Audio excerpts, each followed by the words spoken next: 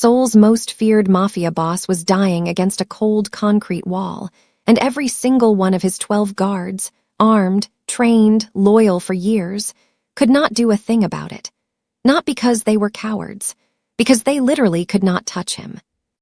Jiang Ban HWA had built his empire on one principle: nobody gets close unless he allows it. Turns out, someone used that same principle to kill him. The ring on his left hand had been pulsing red for 31 seconds.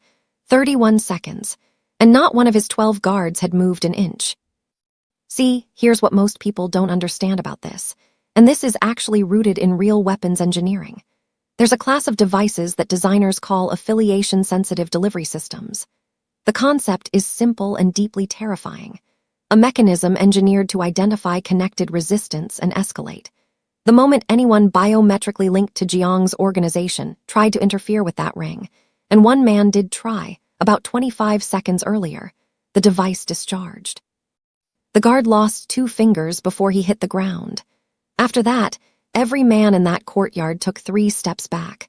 The ring wasn't just killing Jiang Ban HWA, it was making sure no one who knew him could stop it. He was slumped against the base of a concrete pillar, his tailored black suit jacket twisted around him like something that used to mean power and now just meant dead weight. His white shirt had been torn open, either by the fall or by the guard who tried to help and couldn't. And you could see everything underneath, the tattoos that had marked him as untouchable for 20 years. Serpents coiling across his chest, black sigils wrapped around his fingers. The ink of a man who had spent his entire life making the world understand he was beyond reach. He was shaking. His 12 guards stood in a semicircle around him, weapons drawn not at a threat. At him. They were waiting for the 7-second immobility window to complete, waiting for the toxin dose to become irreversible, waiting to make sure the job got finished. This wasn't a rescue operation. It was a viewing. That's when Mirabel Tinsky came around the corner. Utility gear, braids pulled to one side, bag slung low across her hip, earbuds in, completely, totally, and embarrassingly unprepared for what she was walking into. She saw the guards first, then Jiang, then the ring, still pulsing, now cycling faster. Before we go any further, drop a comment right now and tell me where you're watching this from, because the people who find this story first always have something to say about it. And if this is your first time here, subscribe and hit the bell. I release these in chapters and you do not want to pick this up in the middle. Now, back to Mirabel. 7 seconds. That's all the time Jiang Ban HWA had left, and every single person in that courtyard knew it. His 12 guards. The lieutenant with 2 missing fingers, already on the ground. The city itself, humming indifferently above the concrete walls of a district that didn't exist on any map. 7 seconds between the most feared man in Seoul and a death so engineered it was almost elegant. He didn't beg. Men like Jiang Ban HWA don't beg. What they do, what he did, was calculate. His eyes moved across the semicircle of armed men who had eaten at his table, traveled in his motorcades, sworn oaths in languages older than the organization itself. He looked at each of them the way a man reads a room he built, searching for the one face that would crack, the one body that would move. There wasn't one. His ring pulsed red. Here's what made the biolock different from every other assassination device in its class, and this is where it becomes genuinely important to understand the mechanics, because the mechanics are the story. Standard toxin delivery relies on proximity, a trigger, an external action. The biolock operated on the inverse principle. It was engineered not to respond to aggression, but to stillness. The moment Jiang stopped moving for more than 7 consecutive seconds, the ring would complete its circuit and push a concentrated neurotoxin directly into the bloodstream through a microfilament coiled against the underside of his finger. Elegant, patient, designed specifically for a man whose entire security apparatus was built to neutralize external threats. It didn't come from outside. It came from the inside of his own hand. And the affiliation trigger meant that anyone biometrically registered to his organization, every guard, every lieutenant, everyone who had ever pressed their palm to a syndicate reader, would cause an immediate secondary discharge the moment they made physical contact with the device. One man had already learned this. He was still on the ground to Jiang's left, wrapped around his own hand, 2 fingers gone, breathing in sharp, involuntary bursts. Nobody had moved to help him either. Why didn't they move? Because the order hadn't come from a threat. It had come from Duyun. And when Duyun gives a structural directive embedded in a security protocol, it doesn't look like a betrayal. It looks like procedure. By the time the guards understood what they were standing inside, they were already accessories to it. Moving meant choosing a side in something they hadn't been told existed. Standing still meant following the last order they'd been given. So they stood still. Weapons raised not in defense, but in containment, making sure the perimeter held until the window closed. 6 seconds. Jiang's back was against the pillar. His knees were not fully under him. The suit jacket, the one his tailor in Mappo had spent 11 days constructing, hung off one shoulder, the lapel dark with sweat. His shirt was open, and the tattoos his body had accumulated over 2 decades of building something ruthless and real were visible to anyone willing to look. Most people never had been, not like this. Not with him on the floor and the ink exposed under cold courtyard lighting like evidence of a life that was about to be archived. His right hand was pressed flat to the stone. Steady. He was forcing it steady. The tremor in his arm said it was costing him. His ring pulsed faster. 5 seconds. Mirabel Tinsky came around the corner at a pace that suggested she was late for something minor. Not running. Not cautious. Just moving with the particular efficiency of someone who uses the city the way most people don't, through its forgotten connective tissue, its service routes and drainage corridors, its gaps. She had been in this district for 11 hours on an extraction job that had gone wrong in the specific, quiet way that corporate jobs go wrong, not with violence, but with the sudden absence of the person she had been contracted to move. She was rerouting, taking inventory. Earbuds in, bag slung across her body, utility gear worn loose in the way that means it's functional rather than cosmetic. She came around the corner and stopped. Her eyes moved the way field-trained eyes move, fast, horizontal, cataloging before the brain catches up. 12 men, armed, semicircle formation, 1 man down to the left, 1 man centered against the pillar, the ring on the centered man's finger flashing red in a rhythm that was not decorative. 4 seconds. She did not reach for her phone. She did not step back. She looked at the ring, really looked at it, the way a person looks at something mechanical when they are trying to understand what it is doing rather than what it represents. The pulse interval, the color cycling, the way the man's hand was positioned, pressed flat, as if keeping the fingers separated was the only fight he had left. She understood. Not all of it. Not the affiliation trigger, not Duyun, not the 12 years of architecture behind the moment she had walked into. But she understood the mechanism. She had seen a version of this before, in a context she didn't volunteer and wouldn't explain, in a room that smelled like sterile metal and fluorescent light and decisions that couldn't be walked back. She understood that the ring was a circuit, that circuits could be broken. And that the conventional breakpoint, the band itself, was not the answer here. 3 seconds. The guards registered her, not as a threat yet, as an anomaly. Their training had no protocol for a civilian in utility gear appearing inside a controlled perimeter with 4 seconds left on a priority execution. The hesitation was involuntary, physiological. The brain takes a fraction longer to process the unexpected than the anticipated. That fraction was all she had. She moved. The blade flashed. Ceramic-coated, non-conductive. The kind built for fieldwork in environments where metal creates problems.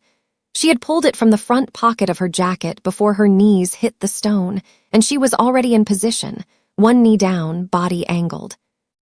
Left hand stabilizing his wrist, before any of the 12 guards completed the neural loop between recognition and reaction. She didn't cut the ring. She cut below it. 1 motion, precise, anatomically deliberate in a way that only happens when someone has made decisions like this before in a context where hesitation has a body count. The blade found the proximal joint, the leverage was correct, and Jiang Bonhua's ring finger, with the biolock still attached, separated from his hand and hit the courtyard stone with a sound that was smaller than it should have been. The ring went dark. Jiang's body seized once, A single, full-system convulsion, the kind that looks like a man being struck rather than relieved, and then he pulled a breath that was audible across the entire courtyard. Ragged, desperate, real. 2 seconds, 0 seconds, no seconds. The clock stopped. For a moment, nobody moved. Not the guards, not Jiang, not Mirabel, still on one knee, blade in hand, the stone cold through her gear. The courtyard existed in the specific suspended quality of a situation that has just been fundamentally altered by something none of the present parties had a contingency for. Then every weapon in the courtyard swung toward her. She had known it would happen. Knowing doesn't make 12 gun barrels feel abstract. She held her position, still, hands visible, blade low, and looked at Jiang. He was against the pillar. His hand was against his chest.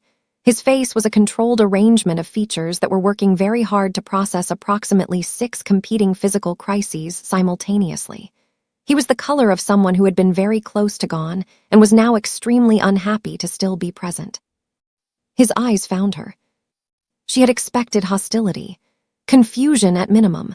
What she hadn't expected was the specific quality of the look he gave her, not gratitude, not shock, not the particular expression of a man recalibrating a threat assessment.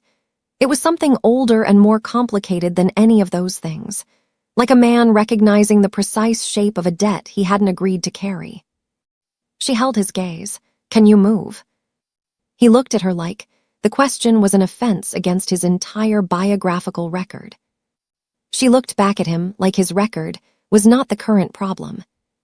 60%, he said. His voice was level. It cost him something to keep it that way. Good enough, move. What neither of them knew yet, what the guards didn't know, what Du Yun, seated in a vehicle 4 blocks north with a live monitor in his lap, was only beginning to understand, was that the severed circuit had triggered something no one had built into the original architecture. The Bioloc's biometric broadcaster had been transmitting Jiang Bonhua's heart rate to the syndicate's central monitoring network from the moment it activated. Live data, continuous signal. When Mirabel cut the circuit, the broadcast didn't simply stop. It registered as a flatline, a confirmed cessation. Every node, every operative, every accountant and soldier and mid-level coordinator connected to Jiang's organization received the same automated confirmation at the same moment. The boss was dead. His accounts were already moving. His territory was already being reallocated. His name was already shifting from present tense to past. The 2 people responsible for this walked into a drainage corridor beneath the courtyard and disappeared into the dark. Du Yun looked at the flatline on his monitor for a long moment. Then he looked up at the driver. "Confirm with the courtyard." The driver made the call, listened, looked back with an expression that said the news was what it was supposed to be. Du Yun nodded once, set the monitor face down on his knee, looked out the window at the city he was already, in his mind, beginning to restructure. He didn't know about the drainage corridor. He didn't know about the ceramic blade. He didn't know a woman named Mirabel Tinsky had existed within 4 seconds of his entire plan, had altered it with a single motion, and was now moving through the sub-levels of his city with the man he believed he had just finished. He would. Because somewhere in the syndicate's live network, one data point was quietly, invisibly wrong. A flatline that had registered too cleanly. A signal that had ended not with the biological noise of a dying system, but with the abrupt, surgical precision of a severed connection. The harbor has eyes. The drainage corridor beneath the Mapo service district was not built for 2 people moving at speed. It was built for water and forgotten things, the city's overflow, its discarded infrastructure, the particular darkness that accumulates in spaces nobody maintains because nobody admits they exist. The ceiling was low. The walls wept. Every 20 meters, a maintenance grate overhead threw a bar of yellow streetlight across the floor like a wound that hadn't closed. Mirabel moved through it the way she moved through everything unfamiliar, fast, precise, and slightly ahead of what her nervous system was trying to tell her about the situation. Jiang Bonhwa moved through it the way a man moves when his body is conducting a war he hasn't been briefed on. Upright, deliberate, One hand pressed against the corridor wall for contact rather than support, because support would have meant admitting he needed it. He needed it. Blood on the concrete. She heard it before she saw it, the particular rhythm of a drip that is not water, landing on stone in the dark at a cadence that said the source was mobile and losing volume. She stopped, turned, held up the torch function on her phone and pointed it at his left hand, which he had been keeping slightly behind his body since they entered the corridor in the unspoken agreement that neither of them would address what it looked like. It looked like what it was. The amputation had been clean.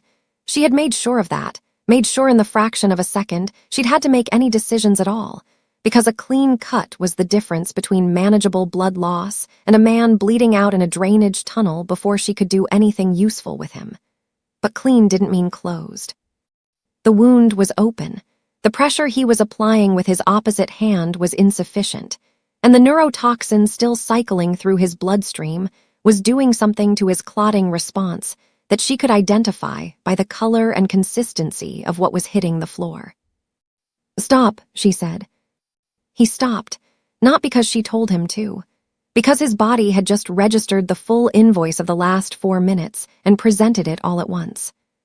She pulled him against the wall, got him seated on the ground with his back against the concrete and his legs extended, which he resisted until the resistance became physiologically impossible, and he simply stopped doing it, which was not the same as choosing to sit down but produced the same result.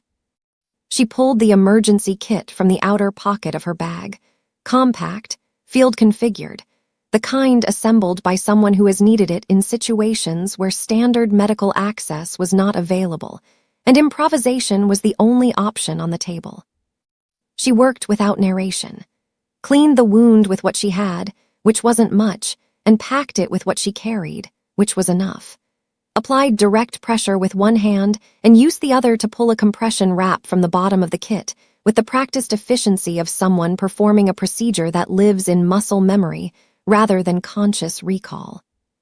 The room she never talked about flickered at the edge of her thinking. Fluorescent light, the smell of sterile metal, the specific quality of a decision made in a space where the only rule was that hesitation had a body count. She pushed it back, later. Jiang watched her work on his hand with an expression she couldn't fully read in the torchlight. Not fear. Something more interior than fear and considerably harder to manage. A man confronting the physical evidence of a thing that has been done to him that cannot be undone. "The toxin," she said, not looking up. "Do you know what compound?" Silence. Not asking to make conversation. Your clotting response is compromised. I need to know what I'm working against. Tetrodotoxin derivative, he said. His voice was controlled in the specific way that cost something. Modified, slower onset than standard. She looked up then, just briefly. Modified how? Extended paralysis window instead of rapid necrosis. Whoever built it wanted time. She held his gaze for a moment and then returned to the wound. They wanted you conscious for the end. He didn't answer. He didn't need to. He screamed. Not when she cut him. That had happened too fast for the nervous system to fully narrate. He screamed when she irrigated the wound, a single, involuntary sound that he shut down almost before it fully existed. Cutting it off with the kind of force that suggested he had spent considerable time training himself not to make sounds like that in front of other people. It lasted less than 2 seconds. It filled the corridor completely. Mirabel did not stop working. She did not comment on it. She did not adjust her expression in a way that acknowledged it had happened, because acknowledging it would have cost him something she wasn't prepared to take from him. She had been in enough rooms where people made sounds like that to understand that the kindest response was to treat it as information rather than event. She filed it, the pitch, the suppression, the speed of the shutdown, and continued. When she finished the primary dressing and moved to the secondary wrap, he spoke. You've done this before. Stopped a bleed. Removed a finger. She tied off the wrap. I've done things adjacent to it. That's not an answer. No, she said, it isn't. The tetrodotoxin derivative was doing what modified compounds do, behaving almost like its parent molecule, and then, at irregular intervals, departing from the expected pattern in ways that were difficult to anticipate and unpleasant to experience. His cardiovascular response was inconsistent. His extremities were cycling between numbness and hypersensitivity. At one point, approximately 8 minutes into their time in the corridor, his hands began shaking with a violence that was entirely outside his control, and he pressed both of them flat against his thighs with a focused, furious stillness that Mirabel recognized as a man refusing to be witnessed in a state of involuntary vulnerability by someone who had already seen more of his interior than he had permitted anyone to see in years. She let him have the pretense. She was monitoring his pulse rate against her wrist, and she didn't need him to acknowledge it. "We can't stay here," she said. "I'm aware. The toxin is going to peak in the next 30 to 40 minutes. After that, your motor function is going to become unreliable in ways that will make moving significantly harder." I said I'm aware. "I need you to tell me if you have somewhere below ground that isn't syndicate connected." The pause before he answered was longer than it should have been. Not reluctance, calculation. She watched him run an internal audit of people, places, and loyalty structures in real time, applying a filter he hadn't needed to apply before tonight because before tonight he had been the structure. Now he was running the same assessment every displaced person runs when the ground shifts. Who knew me before the power, and who only knows the power? "There's a woman," he said finally. "She operates independently. Technical, she has no syndicate registration." "Name?" "Sora." "You trust her?" Another pause, shorter this time. "I trust that she is more afraid of what I know about her operation than she is capable of being bought by anyone Duyun could deploy in the next 6 hours." Mirabel considered this. That's a specific kind of trust. It's the only kind that holds. She helped him to his feet. He accepted the assistance with the particular quality of a man who has categorized it as a logistical necessity rather than a personal concession, which she understood was the only framing that made it possible for him to accept it at all. She didn't push the framing. She put his functional arm across her shoulders, adjusted the weight distribution, and began moving. They passed under the third maintenance grate. The yellow light fell across his hand, the wrapped one, the changed one, and she felt the shift in his movement, almost imperceptible. A single step that landed differently than the one before it, not physical, something below physical. The place in a person where identity is stored and protected, registering a loss that the conscious mind hasn't fully processed yet. She had seen this before too.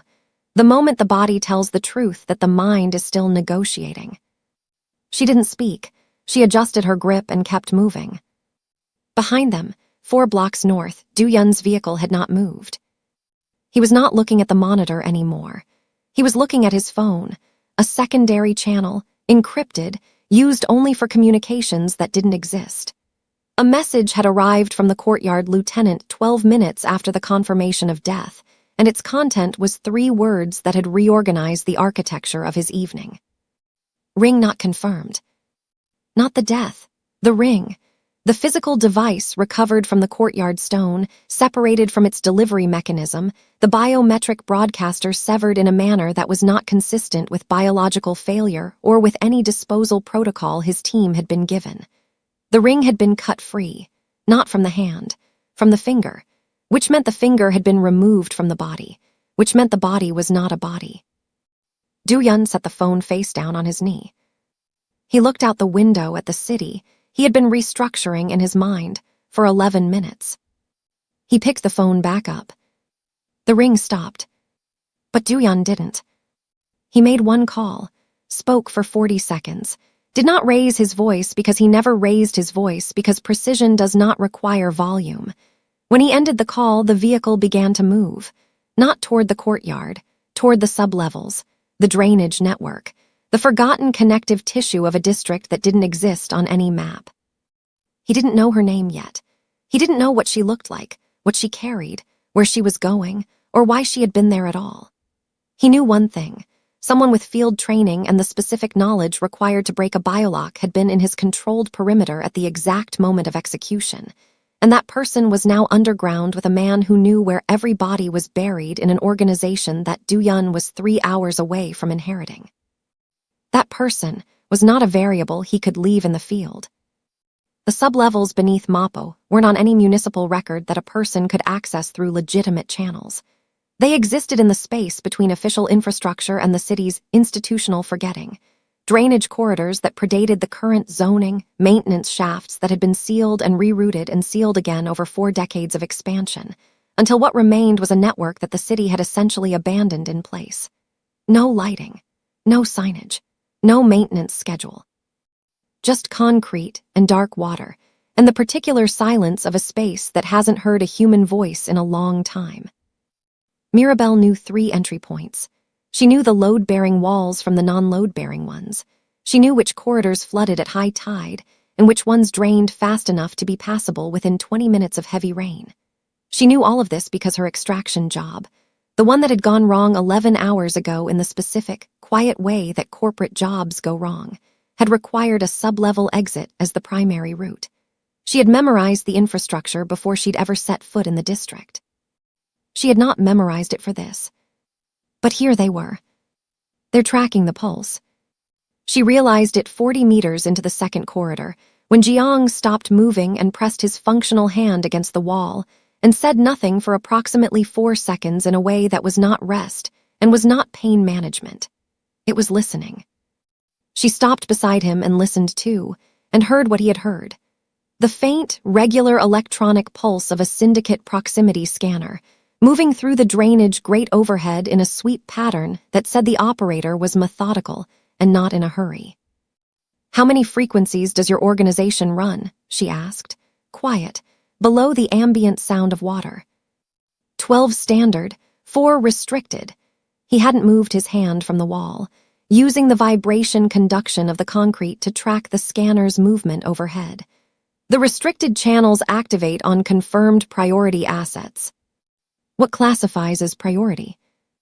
He looked at her with an expression that said the answer was obvious, and he found it mildly insulting to be asked. "You're a priority asset," she said, not a question.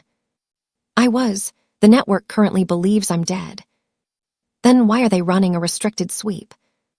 The pause was short, half a second, but she caught it. "Because Do-yeon is thorough," he said.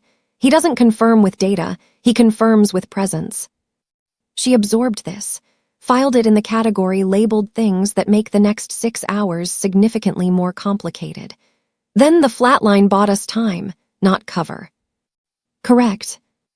How long before he runs the sub-level grid?" "He already has someone at the entry points," Jiang said. "That scanner isn't searching, it's indexing. He's building a map of what's down here before he sends anyone in." She looked at the grate above them. The light from the scanner had already moved past. "Then we're not running from pursuit. We're running from preparation." "Yes. That's worse. Considerably. Silence is a weapon." She had learned this in a context she didn't name, from a person she didn't describe, in a room that smelled of antiseptic and bad decisions. Not the poetic version of silence, not stillness as peace or quiet as virtue. The operational version. Silence as active suppression. The deliberate management of every sound-producing variable in a given environment. Breathing rate, footfall weight distribution, fabric friction, the involuntary physiological sounds of a body under stress. When silence is a weapon, you don't achieve it passively. You construct it. You inventory every noise you are currently making, and you eliminate each one with the focused precision of someone diffusing something. She pulled Jiang to a stop at the mouth of the third corridor and held up one finger. He went still.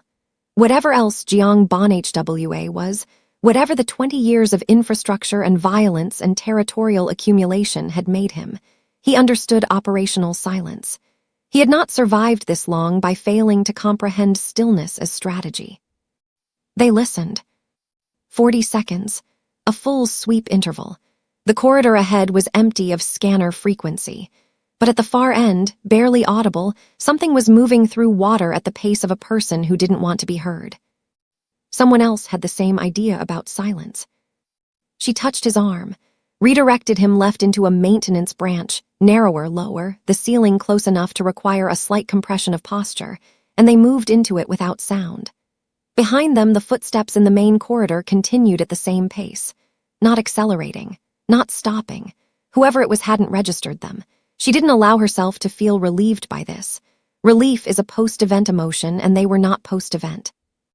The neurotoxin peaked at the 26-minute mark. She knew it was peaking because Jiang's gait pattern changed in a way that was subtle enough that he probably believed she hadn't noticed, and overt enough that she had been tracking it for the last 4 minutes. His left side was compensating for something his right side was no longer doing automatically. Fine motor signals interrupting.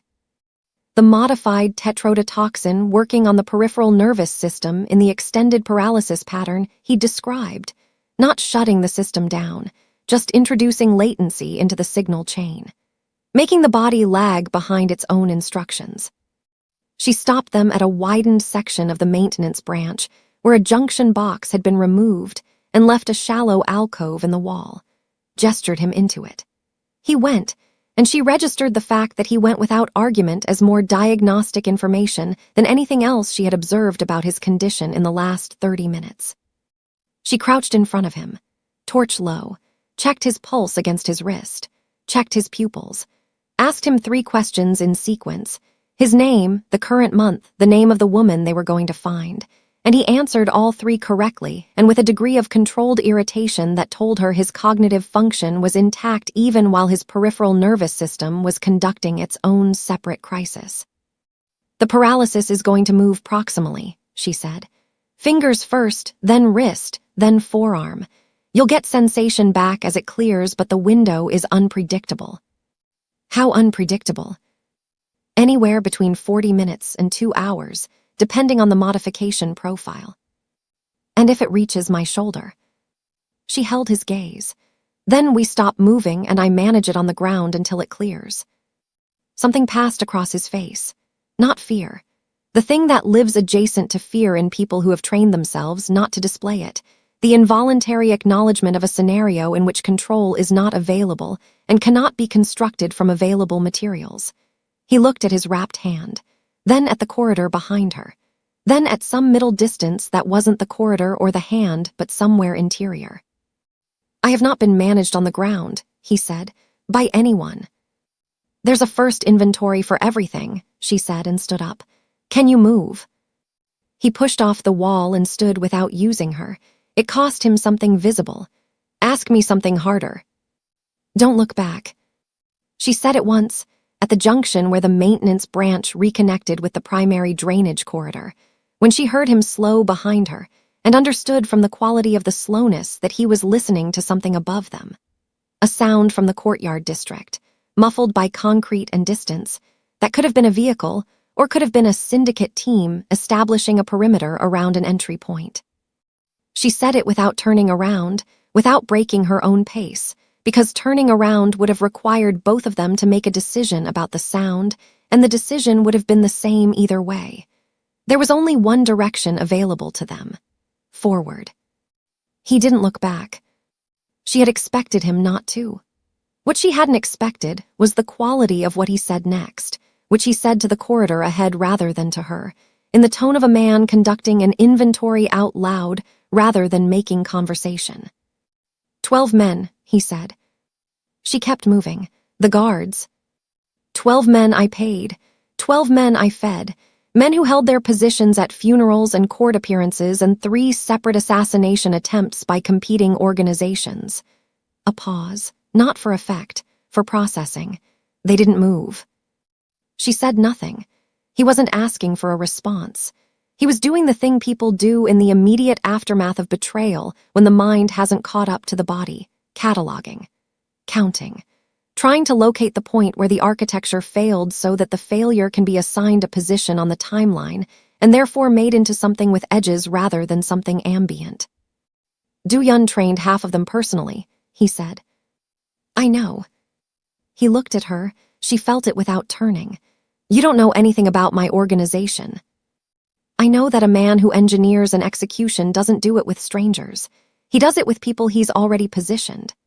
She navigated a section where the floor had partially given way, found the load-bearing edge, and crossed it. Whoever designed that ring understood your security architecture from the inside. That's not external intelligence. That's someone who sat across a table from you and memorized the room. The silence that followed had a different quality than the operational silence they had been maintaining. This one was interior. She recognized it and left it alone. 40 meters ahead, the drainage corridor opened into a wider junction, a pre-renovation intersection of 4 sub-level branches, the kind of space that exists in cities as a record of all the plans that changed before completion. Mirabel stopped at the edge of it and put her torch out. Dark total. She listened for 90 seconds. Water. Distant mechanical hum from infrastructure above, nothing biological. She crossed the junction and found what she was looking for on the far wall. A secondary access panel, sealed with a commercial-grade lock rather than a municipal one, which meant someone had put it there after the city stopped maintaining the space.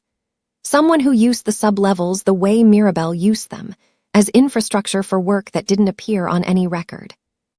She had been told about this panel 11 hours ago, in a briefing for an extraction job that had since dissolved. The person who told her about it had described it as a ghost door.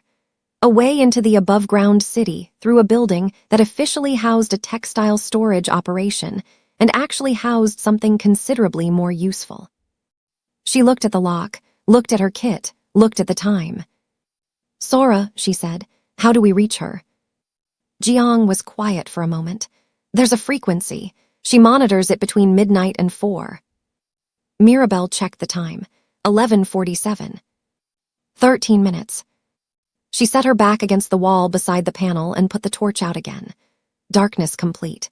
She could hear him breathing, controlled, metered, the breath pattern of a man managing pain through respiratory discipline, and she could hear her own heart doing something elevated that she was actively declining to acknowledge. "Bon HWA," she said quietly. A pause, the first time she had used his name. They both registered it. "The toxin is going to give you about a 20-minute window when the peak clears where you'll feel functional. When that window opens, I need you moving at full capacity. Don't spend it on anything else." "Understood." "That means when Sora answers, you do the talking. I need the window for the door." Another pause. "You know how to operate a ghost door." "I know how to open a lock," she said. "What's behind it is your problem." At 11:53, 4 minutes before the frequency window opened, the syndicate scanner completed its sub-level index. The map it produced was transmitted to a single encrypted receiver 4 blocks north. Du-Yun looked at it for a long time, traced the drainage grid with one finger, stopped at the pre-renovation junction, stopped at the secondary access panel on its far wall. He knew the building above it. He knew who operated out of it. He had known about Sora for 8 months and had left her operational because a technical broker with no syndicate registration was occasionally more useful alive and unaware of that awareness than otherwise. He picked up his phone. "Don't move on the building," he said when the line connected. "Watch the entrance, both of them." He paused. "If 2 people come through the ghost door, I want them contained, not eliminated, contained." He ended the call. He sat in the dark vehicle and looked at the city and corrected, for the 3rd time that evening, a plan he had spent 4 months constructing. The 20-minute window never opened.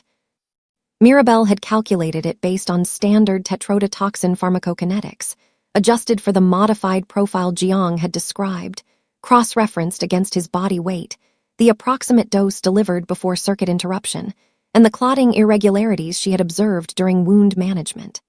The calculation was sound. The variable she hadn't accounted for was that the modification wasn't just an extended paralysis profile. It was a staged release compound. 2 separate payload chambers in the microfilament. The first had delivered on activation. The second had delivered on circuit interruption, a failsafe built into the device for exactly the scenario that had occurred. Someone removing the ring by force. Whoever engineered the biolock had anticipated Mirabel. Not her specifically. The possibility of her. The possibility of someone with enough field knowledge to identify the mechanism and enough nerve to act on that identification. They had built a contingency for that person, and the contingency was currently working its way through Jiang Bonhua's autonomic nervous system with the patient, structural efficiency of something that had been designed to finish what it started. She found out about the second chamber at 11:59, 6 minutes into the frequency window, when Jiang stopped mid-sentence and his body made a decision that had nothing to do with anything he intended. His heart is failing.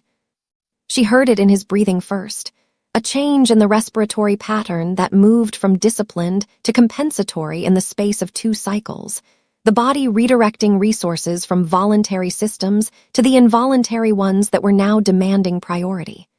Then his hand went to the wall, not for contact, for structural support. She was across the junction space and beside him before he completed the motion, 2 fingers pressed to the pulse point at his neck, and what she found there reorganized her assessment of the next hour with the cold, immediate efficiency of clinical information landing in a trained mind. Bradycardia, significant. His heart rate had dropped into the low 40s and was trending. Not the gradual deceleration of exhaustion or blood loss. She had been monitoring for both of those and managing accordingly. This was autonomic interference.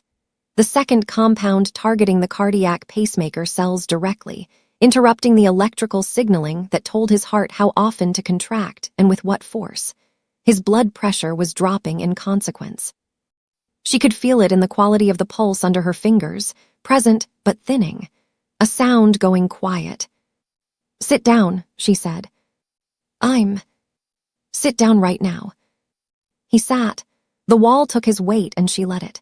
She was already in the kit, past the compression supplies, into the secondary pocket she hadn't opened yet because she hadn't needed it yet and had been hoping she wouldn't. The atropine was there, a single pre-filled syringe, carried as standard in a field kit configured for environments where cardiac events were a realistic occupational hazard. She had carried it for 2 years without using it. She had checked its expiry date 4 days ago in the same routine inventory that had put the ceramic blade in her front pocket and placed her in a drainage corridor beneath Mappo with a dying crime lord at midnight. She uncapped it. "This is atropine," she said. "It's going to accelerate your heart rate, and it's going to feel like something is wrong when it works because the acceleration will be abrupt. I need you not to fight it." He looked at the syringe, then at her, the torchlight between them. "You carry cardiac intervention in a field kit." "I carry what the job requires." "What job requires atropine as standard?"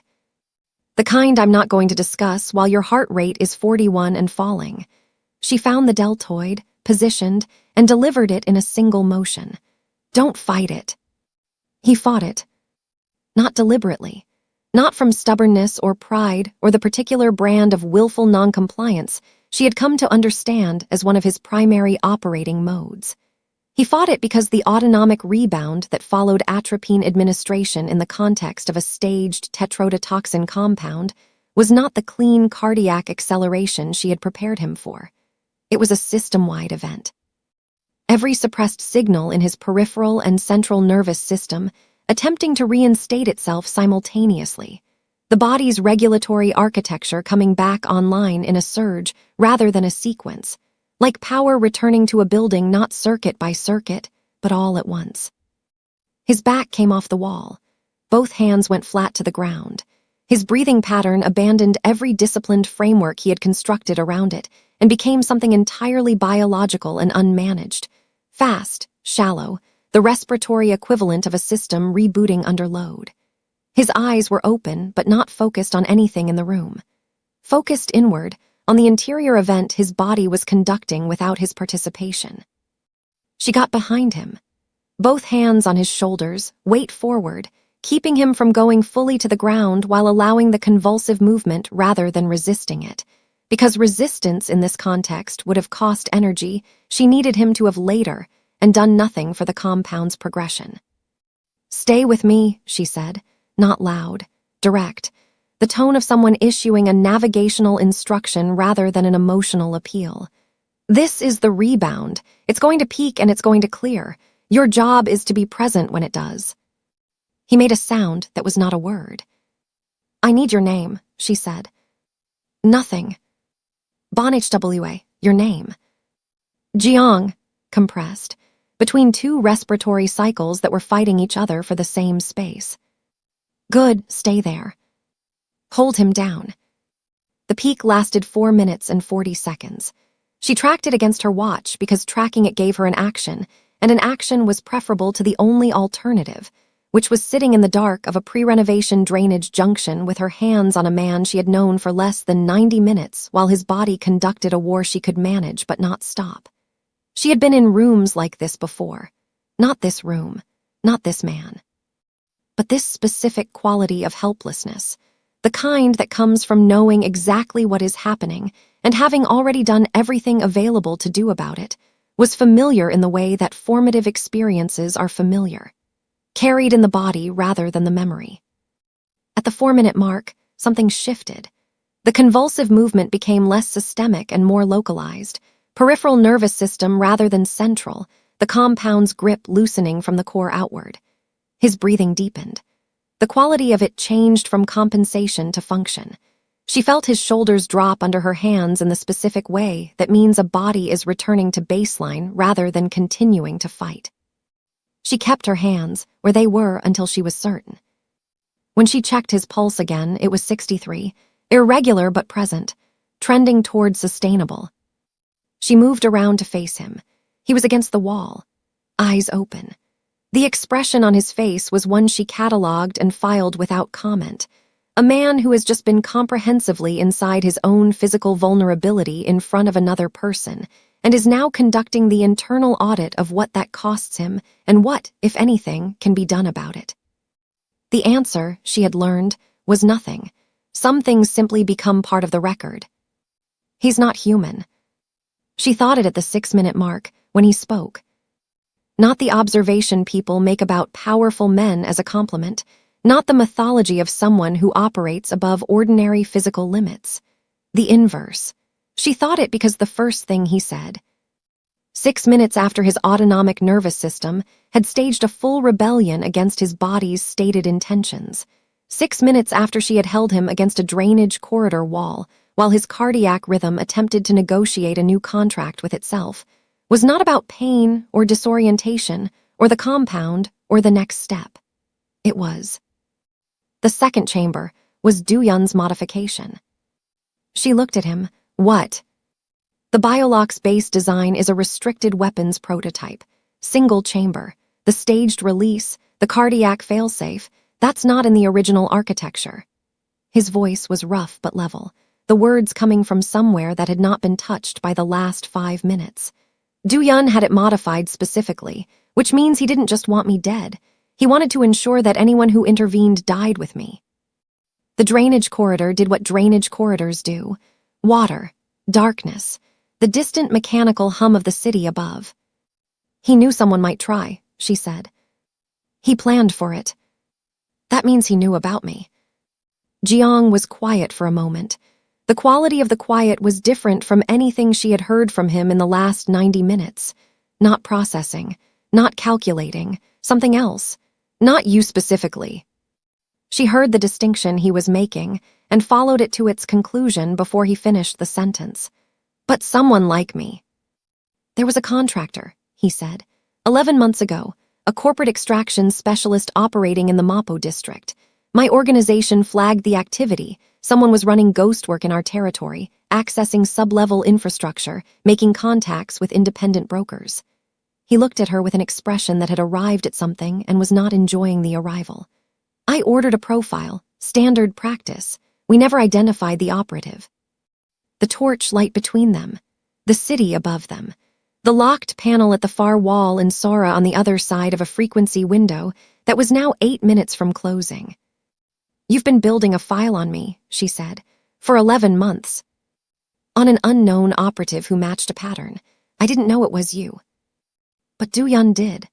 She said it before the complete thought had fully assembled, and then the complete thought assembled, and she understood what she was looking at. That's why he built the cardiac failsafe, not as a general contingency. He knew the unknown operative was still active in the district. He knew you'd flagged the activity. He put the second chamber in specifically because he anticipated that whoever you'd been tracking might be the one person in the area capable of interfering. She stood up. "Your extraction job," Jiang said. "Tonight, the one that failed, what was the target?" She looked at him. "Mirabel. A corporate asset," she said carefully. "A person I was contracted to move out of the country. When I arrived at the extraction point, the asset was gone. No trace, no contact break, just gone." "Describe them." "That's not information I give." "Describe them." The frequency window was closing in 7 minutes. His pulse was 63 and holding. The ghost door was locked, and she had the tools to open it, and the syndicate had 2 people watching both entrances to the building above it. Everything in the current situation required forward movement and 0 additional variables. She described the asset. Jiang Bon HWA closed his eyes for a period of time that was brief and complete. The way a person closes their eyes when they are integrating information that restructures everything adjacent to it. "That person," he said, "is not a corporate asset." "I know what my brief said." "Your brief was constructed by someone who needed you in this district tonight and needed you moving through sub-level infrastructure and needed you to arrive at that courtyard at that specific time." He opened his eyes. "You weren't on an extraction job. You were positioned." The corridor, the timing, the ceramic blade in her front pocket, and the atropine in her kit, and the ghost door she had memorized from a briefing she had taken at face value, because the money was right, and the logistics were clean, and she had not asked the question she was now asking 11 hours too late. Who built this job? At midnight exactly, the frequency window opened. Somewhere above them, in a building that officially stored textile inventory, a woman named Sora sat in front of a receiver and heard a voice she recognized from a context she had spent 8 months trying to forget.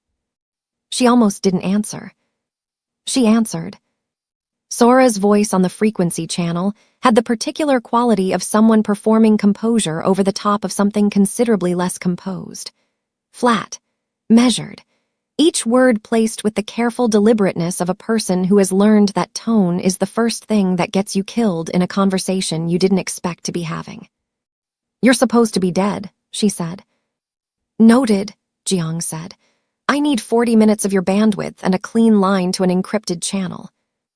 A silence that lasted long enough to mean something. "That's not a small request." "No." "The syndicate has been broadcasting a confirmed death signal for the last hour. Every affiliate from here to Blasian has received the asset reallocation notice. If I open a clean channel and someone indexes it..." "Sora." She stopped. "I'm not asking." Another silence, shorter, the kind that means a calculation has been completed rather than avoided. "Give me 6 minutes to clear the secondary receiver. Don't transmit anything on the open frequency until I signal." The channel went quiet. Mirabel was at the ghost door, 3 tools into a lock that had 4 independent mechanisms, her torch clamped between her teeth and her hands working from muscle memory, while her mind was running a parallel process on everything Jiang had said in the drainage corridor and everything she hadn't yet said back. Positioned. The word sitting in her chest like something with weight. She had been positioned. Someone had built a job around her specific skill set, her sub-level familiarity, her field kit configuration, and placed her at a precise coordinates at a precise time, and she had walked into it with the professional confidence of someone who had vetted their own blind spots and found them acceptable. She hadn't found them, she just missed them. Third mechanism, fourth. The ghost door opened. The room on the other side was not what the building's official registry described. Textile storage looked like server infrastructure, independent power supply, 3 receiver arrays mounted at angles that suggested the person who installed them understood signal behavior at a level that went considerably beyond hobbyist. It smelled like cooling electronics and burnt coffee, and the specific staleness of a space where someone spends long hours doing focused work and forgets to open a window. Sora was not what Mirabel had constructed from Jiang's description either. She had assembled an image from the available data, technical broker, terrified of the syndicate, operating independently, and arrived at something cautious and diminished.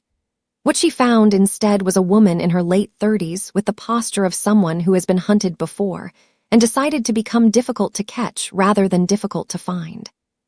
She looked at Mirabel the way people look at variables they haven't been briefed on and aren't sure whether to classify as asset or liability. She looked at Jiang the way people look at ghosts when they've spent enough time around dangerous men to know that ghosts are sometimes just men who needed everyone to believe they were gone. "You look terrible," Sora said to Jiang. "Clean line," he said. "Now." He answered. Du-yun picked up before the second pulse of the encrypted channel completed. Not because he had been waiting, or not only because he had been waiting, but because a man who answers on the first ring in a situation like this is communicating something specific. He is communicating that he was prepared for this call, that the call's existence does not surprise him, that whatever the caller believes they have disrupted, they have in fact walked further into. Jiang held the receiver. His pulse was 71. She had checked it 4 minutes ago, and it was trending in the right direction, which was the only reason she had allowed this call to happen at all. His face had the quality of a surface that has been prepared, all the interior, whether moved back from the front, managed into something that could be presented to a person who would be looking for cracks. "Bon HWA," Du-yun said. His voice carried nothing. Not surprise, not satisfaction, not the residue of guilt. Nothing. The vocal equivalent of a clean desk. "You answered quickly," Jiang said. "I answer all my calls quickly. It's a professional discipline I learned from you." A pause so brief it was almost not a pause. "You sound compromised." "I'm functional." "That's not what my courtyard team reported." "Your courtyard team reported what the device reported, which is what you designed it to report." Jiang kept his voice at the same register, level, unhurried, the tone of a man conducting a business conversation rather than the first exchange between a person who ordered an execution and the person who survived it. The biolock was elegant. The cardiac failsafe was thorough. The affiliation trigger was the most efficient part. Using my own security architecture as the delivery mechanism, I want you to know I recognize the signature. Du-yun said nothing. "You built it so my own men would guarantee the perimeter. So there was no external team to compromise, no outside contractor to trace back. Just my guards, my protocols, my ring." A pause. "It was the most respectful thing you've ever done for me." The betrayal was not in the call. That was what Mirabel understood, standing at the edge of the receiver room with Sora beside her, in a silence that was trying very hard not to be audible on an encrypted channel, listening to two men speak to each other in the specific register of a relationship that had been something real before it became something else. The betrayal was not the biolock or the courtyard or the 12 guards or the staged release compound that had been engineered to kill anyone who tried to intervene. Those were logistics. Implementation. The betrayal was in what Du-yun said next, and in the fact that he said it without hesitation, without the softening register of someone who owes the person they're speaking to even the performance of remorse. "You were going to dismantle it anyway," Du-yun said. "The organization, I've watched you making the calculations for 2 years, the territory consolidations you stopped pursuing, the contracts you declined, the operational changes you described as efficiency and I recognized as withdrawal." Another pause, this one deliberate, shaped. "I didn't remove you, Bon HWA. I removed the process. You were already leaving. I simply ensured the organization didn't leave with you." The receiver room held the words. Jiang held them too. Mirabel watched his face hold them, not absorbing them, not rejecting them, processing them with the specific quality of a person encountering an accurate thing they had not expected another person to be able to see. "You've been watching me withdraw," Jiang said. "For 26 months. The first indicator was the Inchin contract. You declined it on grounds you described as operational risk. The risk profile was identical to 4 contracts you'd accepted in the previous 18 months. The variable wasn't the risk. The variable was your appetite for it." Du-yun's voice carried something now, not warmth, but investment, the tone of someone who has thought about this for a long time and is finally delivering the conclusion. You built something extraordinary and then you decided it was enough. That kind of decision, in an organization like ours, doesn't end with retirement. It ends with succession. I gave you a cleaner succession than you would have arranged for yourself. You gave me a drainage corridor, Jiang said. I gave you an exit. The drainage corridor was your own initiative. He knew we'd survive. The thought arrived in Mirabel's mind at the same moment she saw it arrive in Jiang's face. A shift so small it would have been invisible to anyone who hadn't spent the last 2 hours in close proximity to the specific vocabulary of his expressions. Not realization. Realization had happened earlier in the drainage corridor, when she described the asset, and he'd closed his eyes for that brief, complete moment. This was something downstream of realization. This was the moment a map becomes a territory. Du-Yun had built the cardiac failsafe, had positioned it as a contingency against outside intervention, had told the courtyard team to hold the perimeter and wait for the window to close, had constructed the entire execution architecture around a man whose security apparatus would guarantee that no one connected to the organization could interfere. But he had not counted on an outsider. Or, and this was the thought, the one currently rearranging the architecture of everything Mirabel thought she understood about the last 90 minutes, he had. The extraction job, Mirabel said, not loudly, not to Jiang. To herself, working it aloud, the way a problem becomes navigable when it stops being interior. He built the job. He positioned the operative. He put someone with a field kit and sub-level access and no syndicate biometric registration at the exact coordinates at the exact time. Sora looked at her. What operative? Me. Jiang spoke into the receiver. His voice had changed, not in volume or register, but in texture. The surface preparation had shifted into something underneath it. You didn't build the failsafe to kill the intervening party, he said. You built it to create one. Du-Yun was silent. The second chamber, the cardiac event, that wasn't a kill mechanism. That was a dependency mechanism. You needed me compromised. You needed me requiring sustained medical management from a person with no syndicate connection and no exit from the situation. Jiang's eyes found Mirabel across the room. You needed me to owe someone a debt I couldn't settle with money. You needed me to need a person I couldn't control. You've always been most dangerous, Du-Yun said finally, when you have something to protect. The room absorbed this. The biometric data, Jiang said. My full organizational profile. You broadcast the death confirmation to initiate the asset reallocation. But the biometric data, the registry, the financial architecture, the operational hierarchy, that doesn't transfer on a death confirmation. That requires a living signature or a verified destruction. He paused. You need me alive long enough to sign the transfer, or to be seen publicly enough that the competing organizations accept the succession without contesting it. The harbor, Du-Yun said, 48 hours. Come in voluntarily and the data transfers cleanly. The organization survives the transition. The people in it survive the transition.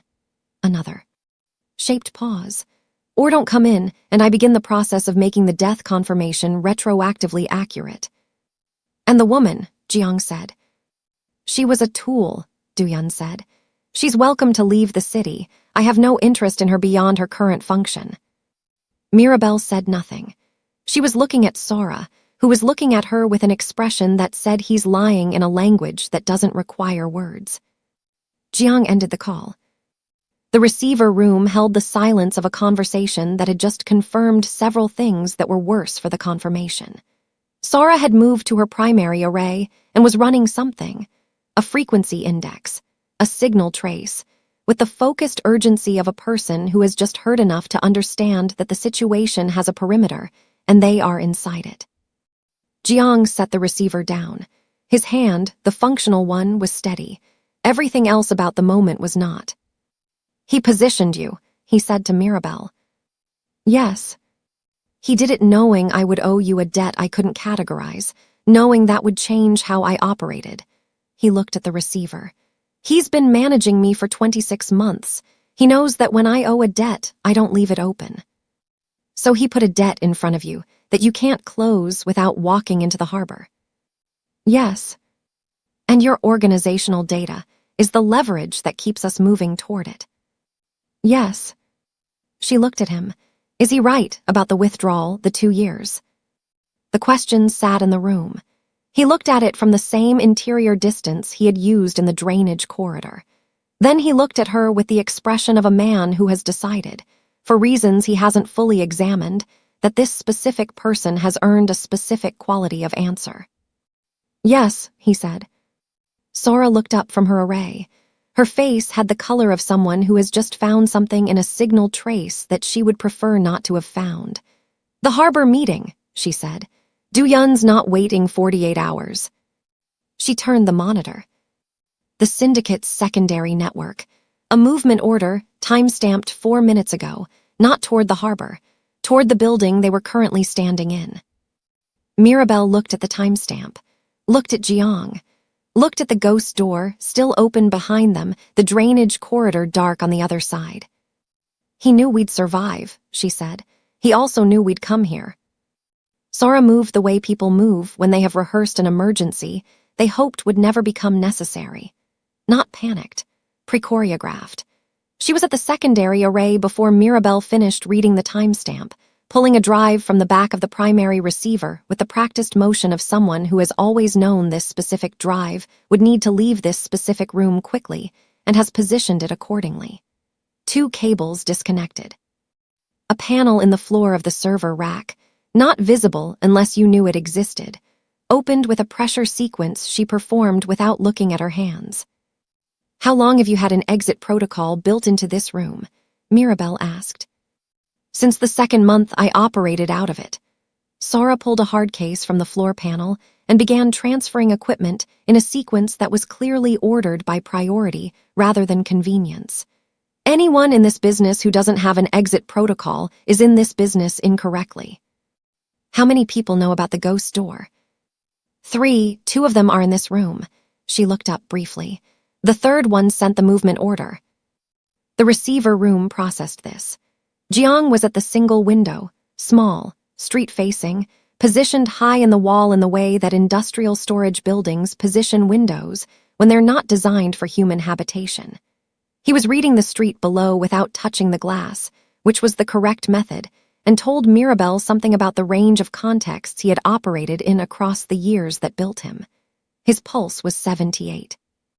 She knew because she had checked it 6 minutes ago, and she was still tracking the interval in the back of her processing, the part that didn't stop running clinical assessments regardless of what the rest of her mind was occupied with. 2-person team, he said. Street level, stationary, they're not moving toward the entrance. Containment, Mirabel said. Not extraction. Du-Yun's order was contained, not eliminated. He turned from the window. He wants us inside until he arrives. How long? From his last known position, accounting for current traffic, he looked at Sora. 22 minutes, Sora said, without looking up from the hard case. Possibly 18 if he's running secondary routes. Trapped. The word had a specific weight in a room with 1 window, 1 ghost door leading back to a drainage corridor that now had a movement order attached to it, and a street entrance that was being watched by 2 people whose instructions were to hold rather than engage. Trapped is not always a locked room. Sometimes it is a set of options that have been reduced to the point where movement in any direction produces a version of the same outcome. Mirabel had been entrapped before. The geometry varied. The cognitive process for navigating it was consistent.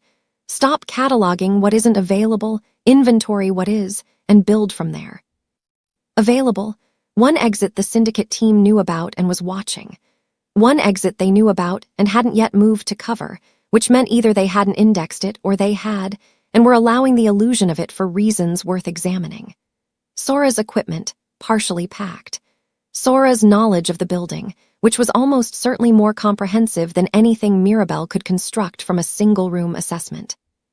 Jiang's organizational knowledge, compromised in its operational utility by the fact that every person who had acted on that knowledge for 12 years was now operating under new management. Mirabel's field kit, depleted. The ceramic blade, still present. She looked at Sora. What's above us? 2 floors of genuine textile storage. The building is mixed use. The upper floors are legitimate. Roof access. Maintenance hatch on the second floor landing. It opens onto a shared parapet with the adjacent building. Sora closed the hard case and stood. The adjacent building has a service elevator that runs to the basement. Basement connects to what? A loading corridor. It exits onto the parallel street, not this one. Mirabel looked at Jiang. He had already run the same geometry. She could see it in the quality of his attention, present, calibrated, the expression of someone who has arrived at the same destination from a different road and is now waiting to confirm the route matches. "The parapet," he said. "Can you carry the hard case?" "I can carry it faster than you can with one functional hand," Sora said, with the flat practicality of a person who has learned to omit unnecessary social friction from crisis situations. Jiang accepted this with a look that was not gracious, but was not argumentative. Progress. 17 minutes, Mirabel said. "Move." "They're inside." She heard it at the second floor landing, not from below, from above. A sound that didn't belong to the building's ambient register, not the street team, someone else. A third party who hadn't appeared in the movement order because they hadn't been sent from the same origin point. Lighter footfall than syndicate standard. Single person, moving with the particular deliberateness of someone navigating an unfamiliar space in the dark without a torch, which meant they had the building layout and didn't need one. She put her arm out, stopped Jiang and Sora on the landing stairwell. Silence, operational. She built it and held it and listened through it. Above them, the footfall paused. The person above them was doing the same thing, listening for the people they were tracking, the same way Mirabel was listening for them. Two parties in the same building, in the dark, running the same stillness protocol from opposite directions. The first one to move would tell the other one where they were. Neither of them moved. Jiang's hand found her arm in the dark, not a grip. A contact 2 fingers at her wrist, the specific pressure of someone communicating directionally without sound. He was pointing up, then a different pressure. 1 finger, single target. Then a sequence she recognized from a context she filed and didn't examine, friend or threat, confirmed or unconfirmed. She pressed back, unconfirmed. He pressed once more, a question. She thought about the ghost door, about the 3 people who knew it existed, 2 of whom were standing on this landing. About the third one, who had sent the movement order and who had also, apparently, sent someone through a route that only he knew, but sent them alone, without syndicate reinforcement, at a pace that was careful rather than aggressive. She pressed, wait. 12 seconds. The person above them made a decision before she did. The footfall resumed, descending, and with it came something that reorganized the entire geometry of the last 6 hours. A voice, low, controlled, addressing the darkness of the stairwell with the specific cadence of someone who knows the people they're looking for are present and is choosing announcement over approach because announcement, in this context, is the less dangerous option. "Mirabel Tinsky," the voice said, "your extraction asset is on the roof." The landing held the sentence. Sora looked at Mirabel. Mirabel looked at the stairwell above. Jiang looked at nothing, which was how she had come to recognize that he was processing something significant, the eyes going to neutral ground while the interior work completed. "Who sent you?" Mirabel said. The footfall stopped 4 steps above the landing. "Nobody sent me. I came because the asset told me where you'd surface. They've been tracking your sub-level route since the courtyard." A pause. "They want to know if the man you're with is alive." "Why does that matter to them?" "Because the biometric data Duyan is using as leverage isn't in the organizational registry. It was moved 8 months ago by someone who anticipated exactly this succession scenario." Another pause, shaped differently than the first. "The asset moved it. They need Jiang Bonhua's living signature to release the transfer to a clean jurisdiction. Without it, Duyan gets nothing. Without it, the leverage is theoretical." Mirabel looked at Jiang. His expression had completed whatever interior transit it had been conducting and arrived at a place she hadn't seen on him yet. Not calculation, not the controlled surface he maintained over the processing underneath. Something older. Something that predated the infrastructure of a man who had spent 20 years making himself unreadable. "Who moved the data?" he said. Not a question. He already knew. She could see that he knew in the specific quality of the question's absence. The person on the stairs said a name. Jiang closed his eyes. The same brief, complete motion as the drainage corridor, shorter this time, like a man confirming something he had been hopping was wrong. "Burn the evidence," was what Du-Yun's secondary message to the movement team said. Sora found it on her portable receiver at the top of the stairwell, the parapet door open above them, and the cold city air coming through it in a way that felt like the first honest thing the night had offered. The message had been sent 6 minutes ago, time-stamped between the movement order and the current moment, and its content was operational rather than metaphorical. Du-Yun wasn't burning the building. He was burning the data trail.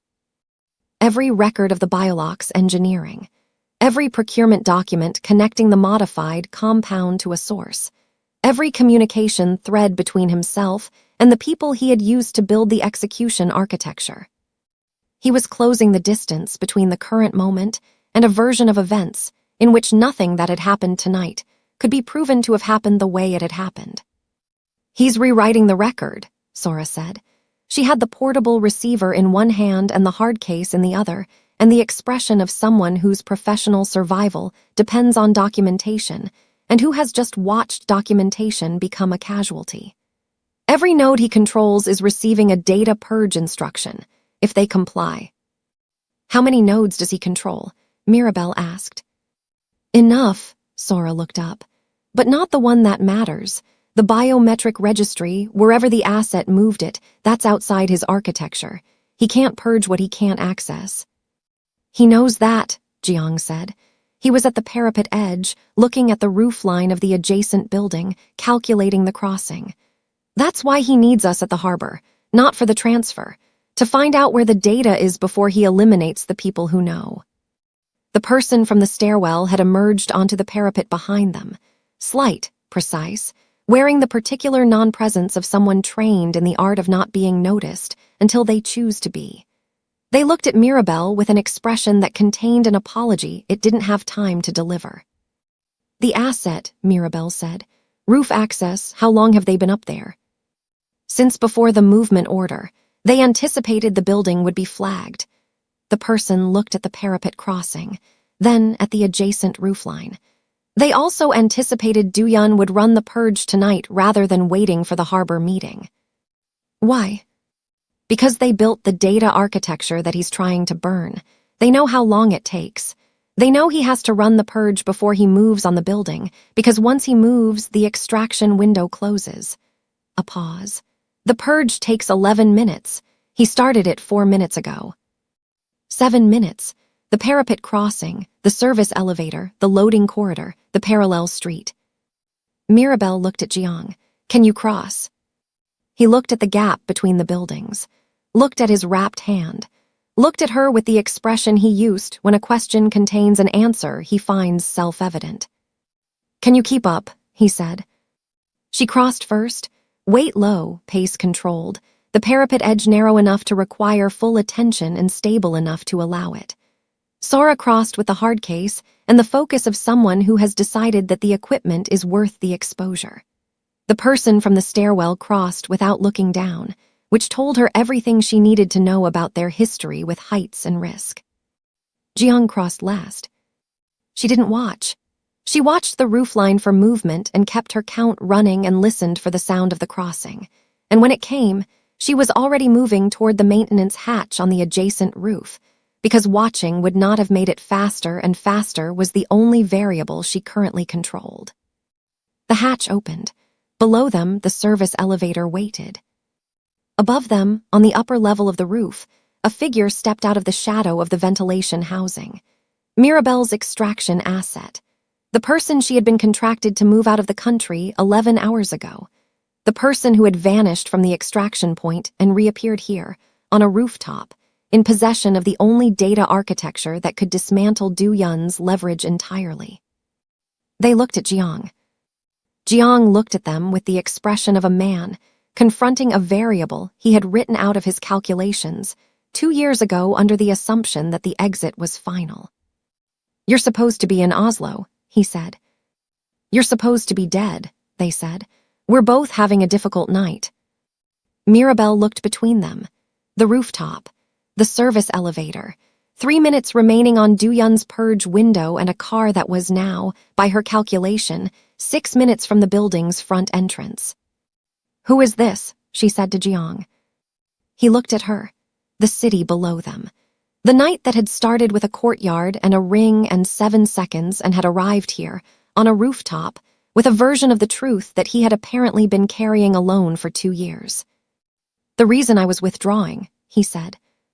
The service elevator in the adjacent building was the kind that exists in cities as functional honesty. No panel casing, exposed hydraulics, a weight limit posted in faded numbers that nobody had updated since the building changed hands. It moved slowly, and it moved loudly, and it made no attempt to conceal either of these facts. 4 people stood inside it in the specific configuration of a group that has not yet decided what it is. Not a team, not an alliance, not the negotiated arrangement that usually precedes a shared objective. 4 people who had each arrived at this elevator from a different origin point and were now moving in the same direction for reasons that overlapped without being identical. Mirabel stood nearest the door. Operational habit. The person from the stairwell, whose name she still didn't have and hadn't asked for, because the rooftop hadn't been the moment and the elevator wasn't either, stood against the far wall with the contained stillness of someone accustomed to rooms where their presence is tolerated rather than invited. Sora had the hard case between her feet and the portable receiver open in her hands and was running something on it that she hadn't announced, which Mirabel had noted and filed. And Jiang stood beside the asset, the person he had described as the reason he was withdrawing, with the quality of a man occupying a space that he had previously decided he would never occupy again, and finding that the decision, like all decisions made in the abstract, had been considerably easier to maintain before the circumstances became concrete. She hadn't pressed him on it. She would. The elevator was not when. The basement was. The loading corridor below the adjacent building connected to the parallel street through a delivery gate that operated on a manual latch, the kind of infrastructure that exists below the threshold of any security assessment, because no security assessment is written for a building that officially stores textiles. Mirabel checked the street through the gate's sight gap before she opened it. Empty. The syndicate's containment team was front-facing, positioned for the main entrance of Sora's building, not for a delivery exit 2 properties over. Duyun had indexed the ghost door. He hadn't indexed the elevator. Either the building layout wasn't in his intelligence package, or he had decided the ghost door was the only viable exit and built his containment around that assumption. Both possibilities said something about the limits of preparation, even thorough preparation, even Duyun's. She opened the gate. They moved 3 blocks north before Sora stopped them. Not because the route required it. Because the portable receiver required it. She had been running a passive index on the syndicate's secondary broadcast frequency, since the rooftop and whatever it had found had made her stop walking with the sudden, complete stillness of someone whose body has responded to information before the mind has finished processing it. "What is it?" Mirabel said. Sora looked up from the receiver, then at Jiang, then at the hard case at her feet, as if confirming its presence. "I need 20 minutes and a fixed position." "We don't have 20 minutes at a fixed position." "Then I need 15 and somewhere with a table." "It's a tracker." Sora set it 9 minutes into a session, conducted at the rear table of a 24-hour logistics office 3 blocks from the parallel street. The kind of establishment that exists to process overnight freight documentation and employs people who have learned not to register the presence of strangers at irregular hours, as long as those strangers don't interfere with the freight documentation. She had the Biolock's severed ring connected to a diagnostic interface via an adapter she had assembled from 3 components in the hard case, and she was looking at the signal architecture. It had been running with the expression of someone who has identified a structural problem and is now tracing it back to its origin. The ring was on the table between them. Jiang had not looked at it since Sora placed it there. He was looking at the wall above Sora's equipment with the focused neutrality she had come to understand meant he was running an interior process that he didn't intend to surface until it was complete. The biometric broadcaster, Sora said. I assumed it was a single-function transmitter, heart rate confirmation, flatline signal, standard vital monitoring. She turned the diagnostic interface so the others could see the signal map. It wasn't transmitting vitals, it was transmitting location. Continuous GPS coordinates, encrypted on a frequency that runs underneath the biometric signal like a carrier wave. Anyone monitoring the vital feed would see heart rate data.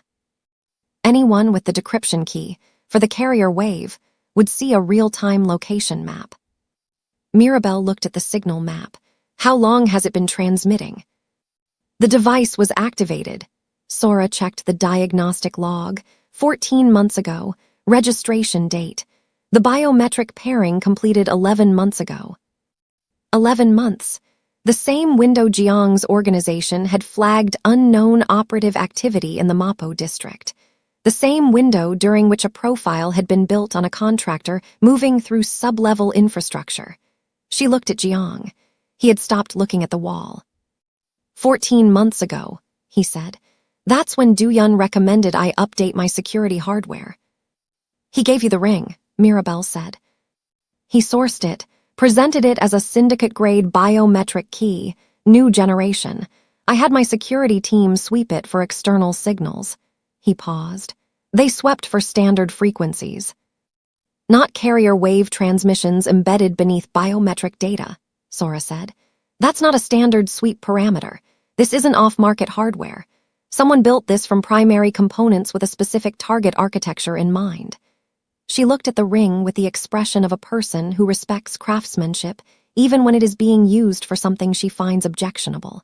This is a significant piece of engineering. Who built this? The question produced a silence that had layers. Sora was looking at her diagnostic interface. The person from the stairwell, who had given their name in the loading corridor as Hey1 and offered nothing further, was looking at the asset across the table. The asset, whose name Mirabel had been given on the rooftop, and was still integrating into the architecture of a night that kept producing new structural load, was looking at the ring with the specific expression of someone who has seen the answer to a question before the question was asked. I can tell you what I can trace, Sora said. The component sourcing is distributed, 5 separate procurement channels across 3 jurisdictions. Whoever assembled this used the kind of acquisition pattern that says they've done it before and know which supply chain intersections generate the least indexable footprint. She ran another sequence on the diagnostic interface. But the carrier wave encryption, the key structure, that's not distributed, that's a signature. Encryption architectures at this level are like handwriting. The underlying logic is individual even when the output looks standardized. You've seen this signature before, Mirabel said. Sora looked up. Once, 18 months ago, a different device, different function. A communications intercept tool that came through my broker network on a tracing request from a client who wanted to know where a particular frequency was originating. She paused. The client was Duyun. The logistics office processed the sound of freight documentation being completed at the front counter. He had you trace his own encryption signature, Jiang said. I didn't know it was his. I traced the frequency origin to a fabrication facility in the southern port district. By the time I filed the report, the facility had closed. She looked at him with the directness of someone delivering a conclusion she wishes were different. He was testing me, seeing if I could identify the signature. I identified the source but not the method. He paid and didn't come back. But he kept your access protocol, Mirabel said. The ghost door. He knew you had it because he'd already been inside your network once. He was mapping my capabilities, Sora said. Not just mine. Everyone in the independent broker network. He's been running a systematic assessment of every non-syndicate technical resource in the city for at least 18 months. She looked at the ring, then at Jiang. He wasn't planning a succession. He was planning an acquisition. The organization after the succession would absorb every independent technical asset in the city. No more independent brokers. No more ghost doors. Everything consolidated under a single network that he controls. The asset spoke for the first time since the loading corridor. Their voice had the quality of someone releasing information they have been holding for a long time under conditions that made holding it the only viable option. The biometric data I moved 8 months ago. I moved it because I found the carrier wave. Not in the ring, in the organizational registry itself. Du-Yun had embedded the same transmission architecture into the syndicate's core data infrastructure. Everything the registry contained was being continuously broadcast to an external server he controls independently of the organization. They looked at Jiang. He's had a complete copy of your organizational architecture for over a year. The harbor meeting isn't about obtaining the biometric transfer. He already has everything. The harbor meeting is about obtaining you. We're being hunted. Not tracked, not contained. Hunted, and the distinction mattered in the specific way that distinctions between categories of threat matter when the category determines the response. Tracked means you are a location. Contained means you are a problem. Hunted means you are an objective. Means there is a person who has decided that your continued existence in its current form is the primary obstacle between them and what they are building, and who is allocating resources accordingly. Mirabel looked at the ring on the table. The tracker that had been transmitting Jiang's location for 14 months. The same tracker that had broadcast a flatline when she severed the finger. The same tracker that was currently. Is it still transmitting? She asked. Sora checked. The pause was 3 seconds. The 3 seconds had the quality of information arriving that changes the operational picture significantly and completely. Yes, she said. The flatline interrupted the biometric signal. The carrier wave runs on a separate power cell. It reactivated when the ambient temperature around the device exceeded 15 degrees. She looked at the table, at the logistics office's heated interior, at the ring that had been sitting at room temperature for the last 9 minutes. We've been transmitting our location since approximately 2 minutes after we sat down. Mirabel was already standing. The ring was already in her hand, not by decision, by reflex, the body executing a protocol before the conscious mind has finished issuing the instruction. She crossed to the logistics office's rear freight area in 4 steps, found the outbound sorting system, a conveyor belt moving sealed packages toward a loading dock for early morning dispatch, and placed the ring on a package addressed to a freight hub in the Eastern Port District. The conveyor moved it toward the dock. That buys us a window, she said, returning to the table. Not a long one. Du-Yun has the location history. He knows we stopped here. He'll have a team at this address in 8 minutes, Haewon said. They were already closing the hard case. Possibly 6. Sora had the diagnostic interface packed in 4. The asset was standing. Jiang was looking at where the ring had been on the table, with the expression of a man accounting for a 14-month deficit of privacy. Every meeting, every location, every decision made in a space he believed was controlled and wasn't. The full weight of it moving through his face in the span of 3 seconds, and then being managed back behind the surface because the surface was currently necessary. The fabrication facility, he said to Sora. The one you traced 18 months ago, you said it closed. By the time I filed the report. But you filed the report. You have the location. Sora looked at him with the expression of someone assembling the destination from the available components. It's a closed facility in the Southern Port District. It's a facility Du-Yun used to build the device that's been inside my hand for 14 months, Jiang said. Which means it's a facility with infrastructure he needed to keep functional even after he stopped using it publicly. He looked at Mirabel. People don't close fabrication facilities. They reclassify them. Mirabel looked at Sora. Do you have the address? I have the address. Is it within 3 kilometers of the harbor? Sora checked. The answer was in her expression before she said it. 2.4. The logistics office. The freight documentation at the front counter. 6 minutes, possibly less, before a syndicate team arrived at a position they were no longer occupying. A ring on a conveyor belt moving east while they moved south. A fabrication facility 2.4 kilometers from the location Du-Yun had told them to present themselves at in 48 hours. Mirabel looked at Jiang. He told us to come to the harbor. Yes. He built his leverage around the harbor meeting. Yes. So we go to the harbor early, she said. Not to meet him, to find out what he's already built there before he knows we're looking. Jiang held her gaze for a moment with the expression he used when an assessment is accurate, and he is deciding whether to add to it or let it stand. He let it stand. Move, he said. The Southern Port District at 2 a.m. had the specific quality of a place that does its real work before the city wakes up to observe it. Container stacks rising in configurations that suggested logic without revealing it. Cranes dormant against the sky in postures of interrupted labor. The smell of salt water and industrial lubricant, and the particular darkness that accumulates in spaces where light is a liability rather than a comfort. It was the kind of district that absorbed people who needed to move through it without being indexed, because everyone operating here at this hour was already making the same calculation and had agreed, through the silent municipal contract of nocturnal industry, not to notice each other. They moved through it in the configuration that had developed without discussion over the last 3 hours, Mirabel and Haewon forward, reading the environment, Sora behind with the hard case, processing the portable receiver, Jiang and the asset maintaining a distance from each other that was close enough to be tactical and wide enough to be deliberate. Whatever had passed between them on the rooftop and in the elevator and in every charged silence since, it had not resolved. It had just been bracketed by the operational requirements of staying alive, which was its own kind of temporary mercy.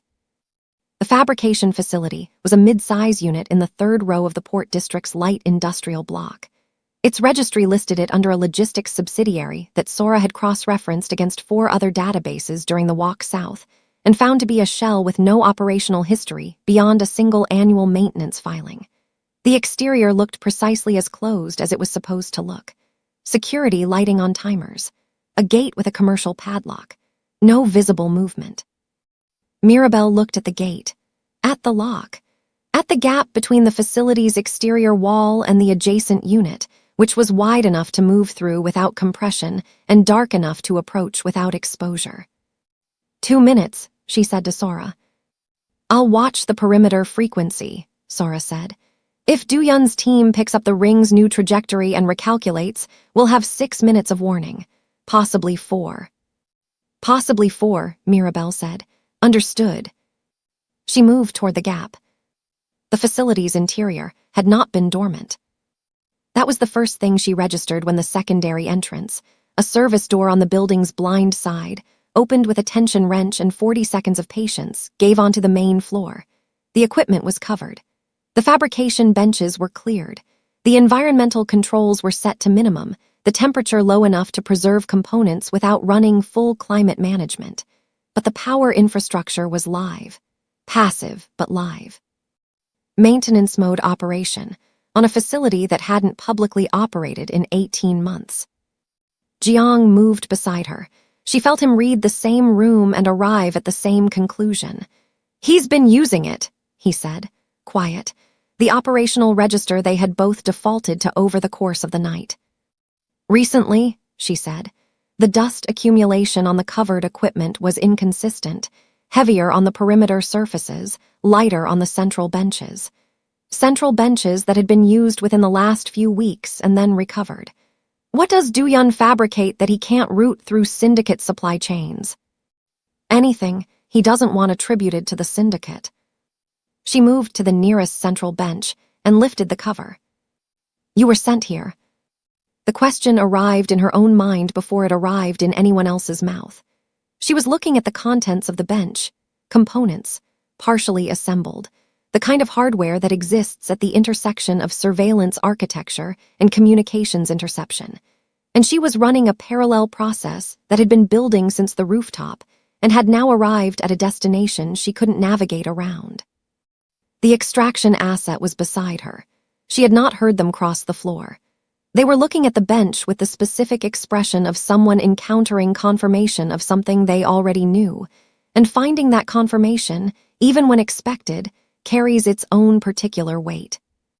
You've been here before, Mirabel said. Once, they didn't look away from the bench. 6 weeks ago, I was documenting the component inventory for a third-party verification request. A pause.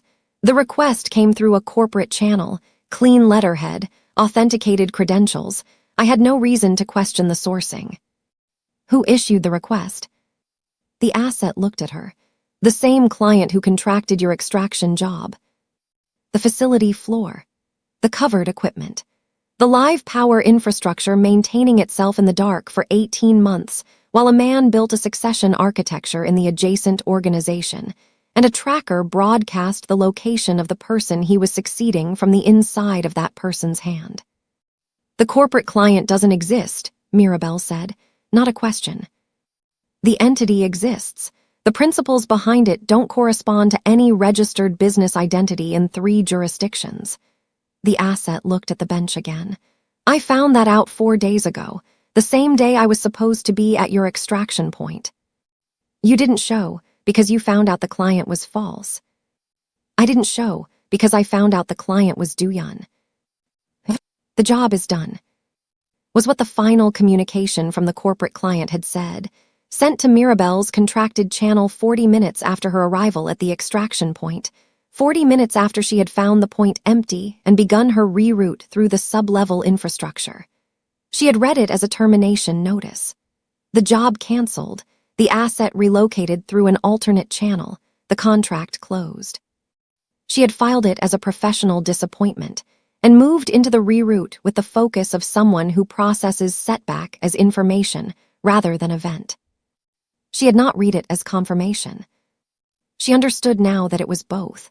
The job was done because the job's actual function had completed, not the extraction of an asset, the placement of an operative.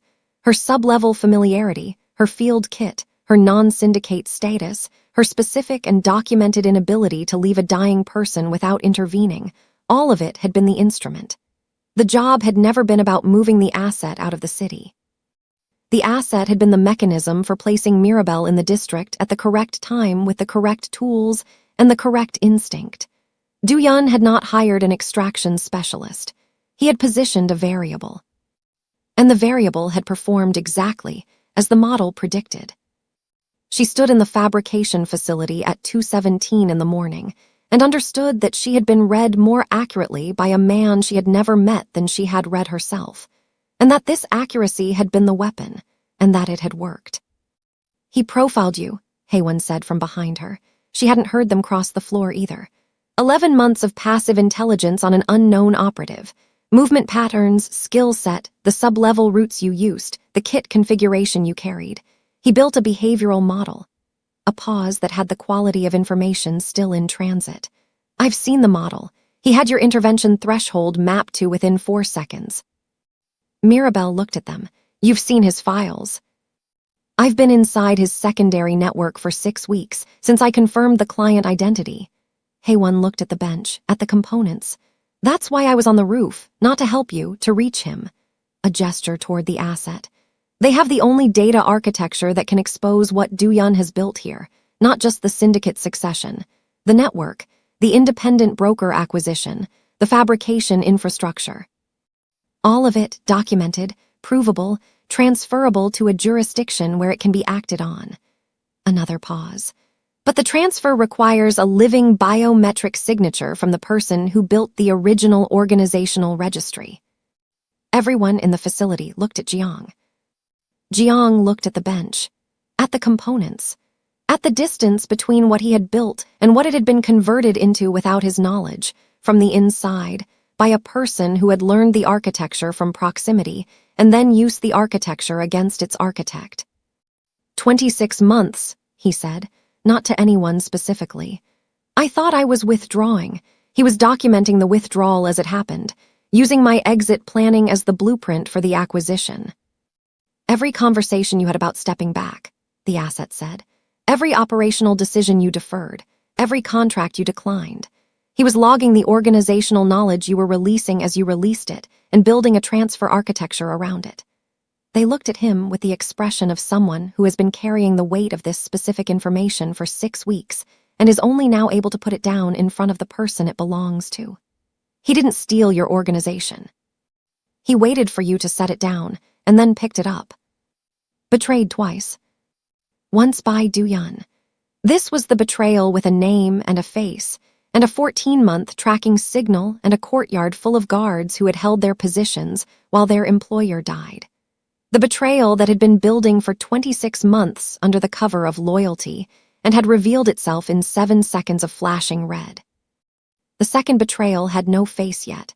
That was what made it sit differently in the room, not heavier, but more diffuse, harder to locate.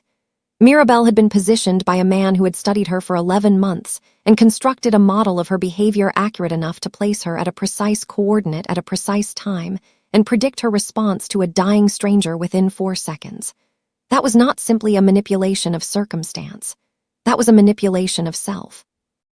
Of the thing she had believed was a flaw, the moral compulsivity, the inability to walk away from suffering, converted without her consent into an instrument for someone else's operational objective.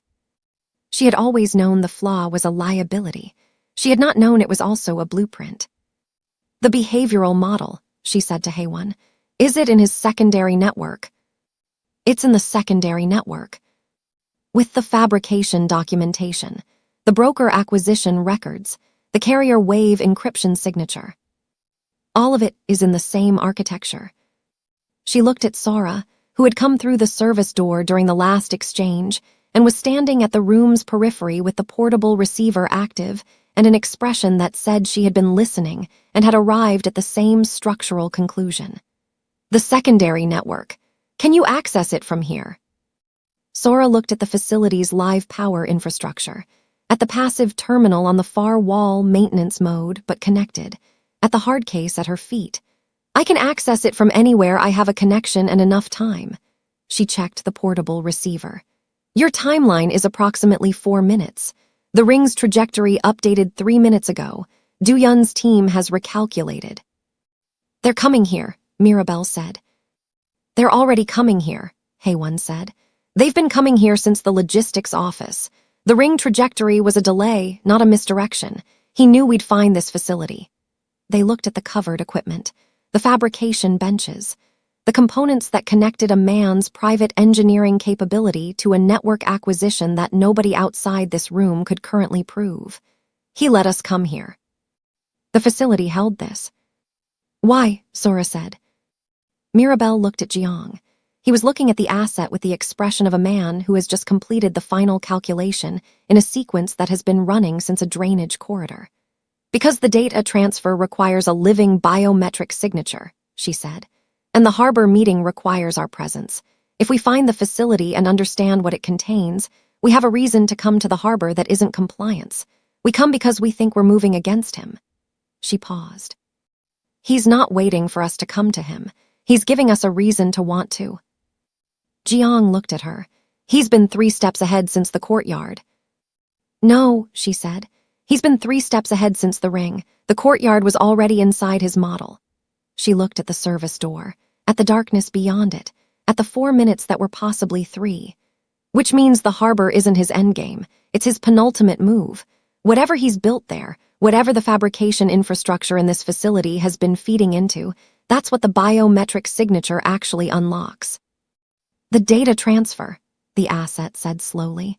He told Jiang it would transfer the organizational registry to a clean jurisdiction, but if the carrier wave architecture is embedded in the registry itself. The transfer doesn't export the data, Sora said.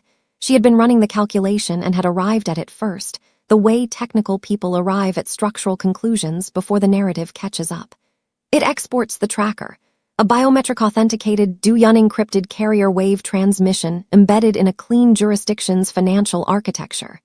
She looked at Jiang. He doesn't want your signature to close the organization. He wants it to open a new one. One that's already built, already networked, already running the broker acquisition and the fabrication infrastructure, and attributed by biometric authentication to you. The portable receiver in her hand pulsed once, the frequency alert she had configured. 3 minutes, she said. The service door, the port district, the harbor 2.4 kilometers south, and somewhere in the distance, the sound of a vehicle moving through industrial streets at a pace that was not in a hurry because it didn't need to be. The harbor at 3 in the morning was a different city entirely. Not quieter. The port never went quiet. The infrastructure was too large and too continuous for silence to find a foothold in it. But the human layer thinned at this hour to the people who belonged to the night operationally rather than incidentally. Dock workers running pre-dawn freight manifests. Security personnel conducting sweeps that followed routes so consistent they had become architectural. The occasional vehicle moving between container yards with the directional certainty of a known destination. Nobody here was lost. Nobody here was exploring. Everyone present at 3 in the morning in the southern port district had a function, and Mirabel's function. The one she had arrived with, the one she was currently revising in real time, was the only one in the harbor that hadn't been anticipated by the person who had built the night around her. Or so she was choosing to believe. The alternative was operationally paralyzing, and she didn't have the bandwidth for paralysis. They had exited the fabrication facility with 90 seconds to spare, moved south through the container yard perimeter, and arrived at the harbor's secondary access point.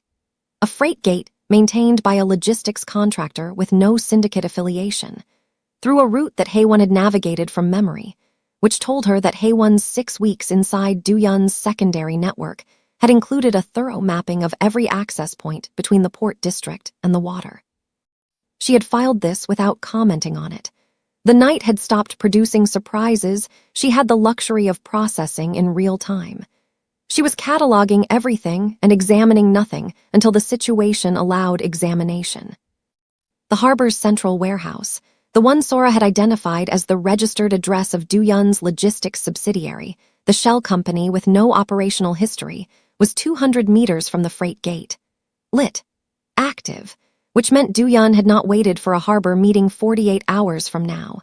He had been here already. Had been here, Mirabel suspected, since before the movement order, since before the frequency window. Since before the fabrication facility's service door had opened onto a floor full of conclusions he had arranged for them to reach. He had given them a reason to come to the harbor early, and he had been here when they arrived. The final count. She ran it while they held position behind the container stack nearest the warehouse, 40 meters of open ground between their position and the warehouse's secondary entrance, the one that wasn't the primary entrance, the one that a person approached when they didn't want to announce themselves, which was the entrance Duyun would be monitoring, because it was the entrance he would use if the positions were reversed, and he knew she would make the same calculation. 5 people on her side, 3 of them with field capability. Herself, Haewon Jeong, whose motor function had stabilized over the last hour into something that was not full capacity, but was considerably more than 60%. Sora and the asset as non-combat principles with the 2 things the night required beyond physical capability. The technical architecture to access Duyun's secondary network, and the biometric and documentary evidence to expose what it contained. Duyun's side, unknown headcount inside the warehouse. The 2-person containment team from Sora's building, now released from their position and in transit. Haewon had confirmed this from the frequency monitor 12 minutes ago. Whatever personal security Duyun maintained at operational locations, which his profile suggested was minimal but precise. He had never believed in numerical superiority. He believed in structural advantage. In knowing the terrain and the principles and the behavioral models well enough that headcount became secondary. The structural advantage tonight was the biometric signature. Without it, the network transfer didn't execute. With it, the transfer executed in Duyun's name while attributing the architecture to Jeong's authentication. The leverage wasn't violence. It was never going to be violence. The leverage was that every path forward required Jeong Bon-HWA to be present and living and moving toward the harbor. And Duyun had engineered the night to make every alternative to that movement close behind them as they progressed. One variable remained outside the model. Mirabel looked at the warehouse, at the 40 meters of open ground, at the secondary entrance that was waiting to be approached. "He's expecting us to come in reactive," she said, "following the evidence trail, believing we've identified his endgame and are moving to disrupt it." "We are," Haewon said. No, we've identified the endgame he showed us. The fabrication facility, the carrier wave architecture, the false transfer mechanism, that's the layer he built for us to find. She looked at Jiang. What's underneath it? Jiang was quiet for a moment. The container stack, the harbor, the warehouse 200 meters from where his organization had begun, in a different building, in a different century of his life. The independent broker network, he said. Sora identified it as Duyun's acquisition target, but acquisition requires legitimization. You can't absorb independent technical assets into a criminal network and maintain their operational utility. Their value is specifically that they exist outside formal structures. So the network isn't an acquisition, Mirabel said. It's a separation. He's not building a larger syndicate. He's building a parallel structure, one that operates independently of syndicate oversight, of territorial agreements, of every convention that currently limits what the organization can reach. Jiang's voice had the quality it got when an interior process completed, and what it produced was something he would have preferred not to find.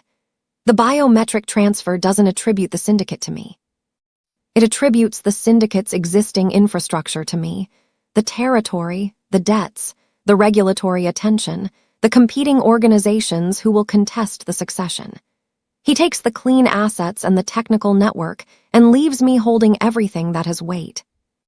And if you're dead, Mirabel said, then the succession is contested for years, the syndicate fractures, the competing organizations absorb the territory piece by piece, and Duyun's parallel structure operates in the vacuum with none of the legacy liability. He looked at her steadily. He wins the same way whether I sign or whether I don't. The harbor meeting was never about the transfer. It was about determining which version of winning he executes. Choose a side. The secondary entrance opened before they had finished the geometry. Not dramatically. Not with the aggressive announcement of a tactical team executing a breach. It opened the way a person opens a door when they have been watching the approach and have decided that the moment is correct, with the quiet confidence of a host. Duyun stood in the threshold, impeccably dressed at 3 in the morning in the way that some people are impeccably dressed at 3 in the morning, because the alternative would mean conceding something to circumstance that they have decided circumstance doesn't get to take from them. He looked across the 40 meters of open ground at the container stack, and at the 5 people partially visible behind it, with the expression of a man completing a count he had already conducted from a different angle. You found the facility, he said. His voice carried the harbor distance without effort. I expected you 40 minutes ago. Mirabel stepped out from the container stack, not because the exposure was tactically sound, because standing behind a container stack while Duyun held the threshold was a positional concession she was declining to make. Jiang stepped out beside her. She felt this rather than saw it, the specific quality of a person moving to stand beside you rather than behind you, a distinction that carries its own communication. The fabrication components, she said, the carrier wave architecture, the broker acquisition records.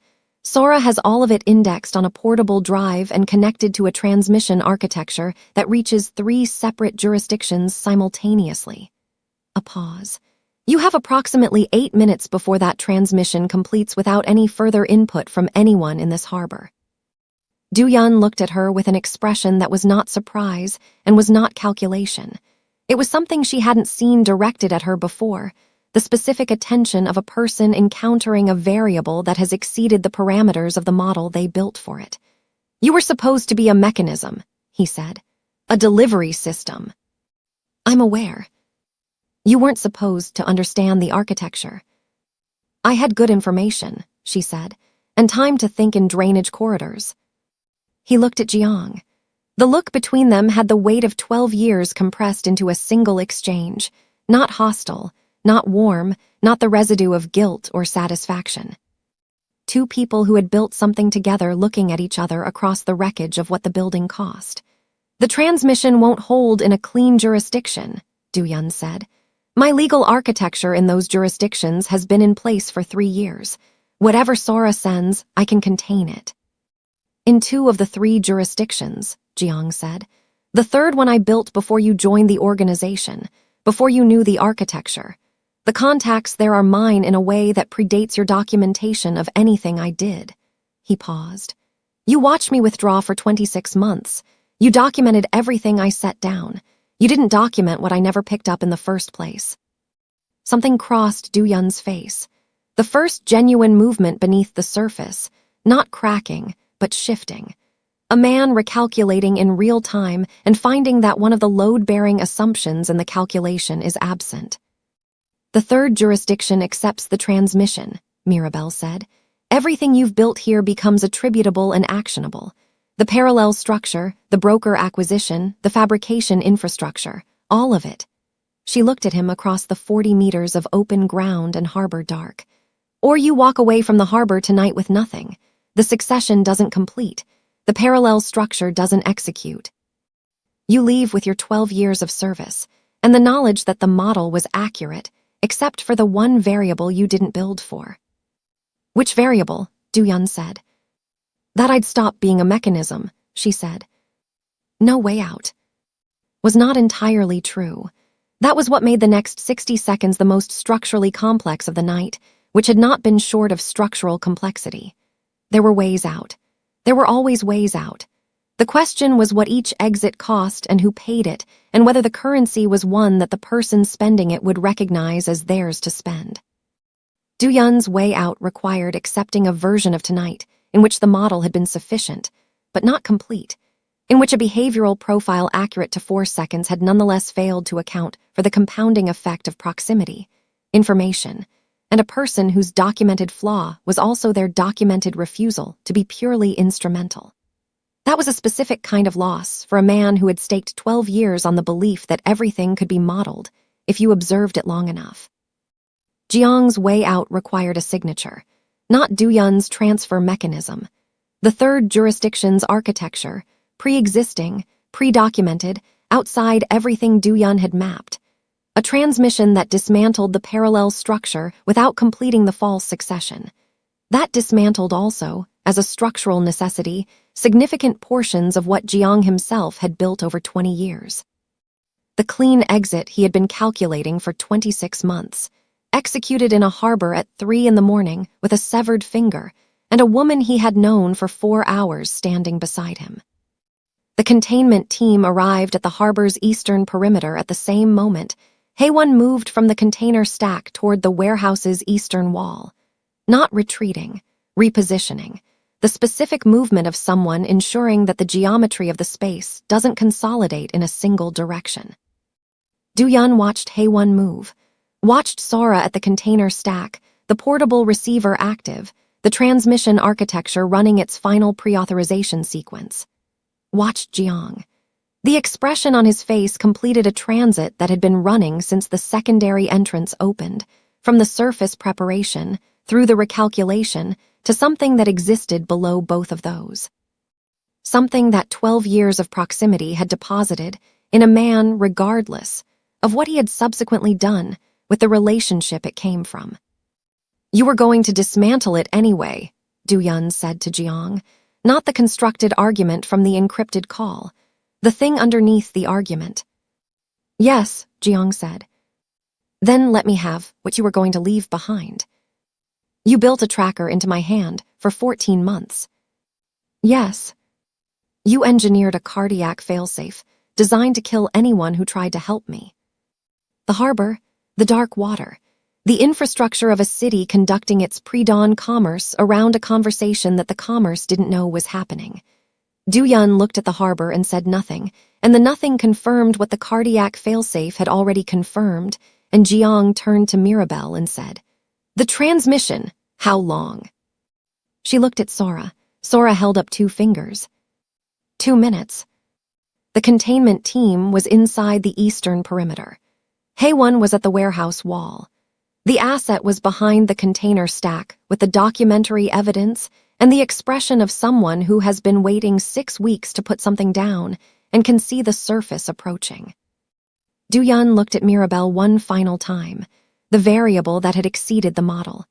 "If the transmission completes," he said, "everything I've built here is gone, but so is everything you used to build it. The sub-level intelligence, Haewon's network access, the broker records, All of it becomes part of a jurisdictional filing that neither of us controls. I know, she said. You're included in that filing. Your operational history in this district, the extraction contracts, everything Haywan pulled from my network that documents your presence here over 11 months. I know. You'd be burning your own record to stop mine. She looked at him with the expression of a person who has run this calculation and found it straightforward even though it wasn't simple. I was a mechanism, she said. This is me deciding what I'm a mechanism for. Du-Yun held her gaze for a long moment.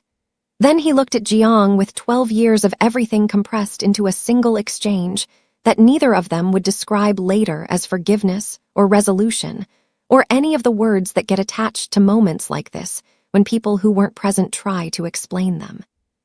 He stepped back from the threshold. 1 minute. The containment team broke from the eastern perimeter, and Haywan moved, and the harbor became briefly, violently active in the way that harbors become active when the conversation ends, and the geometry resolves into something physical. Mirabel moved toward the warehouse threshold because the threshold was the only position in the current geometry that covered both the containment team's approach vector and Sora's position at the container stack, and covering both was what the next 60 seconds required. 30 seconds,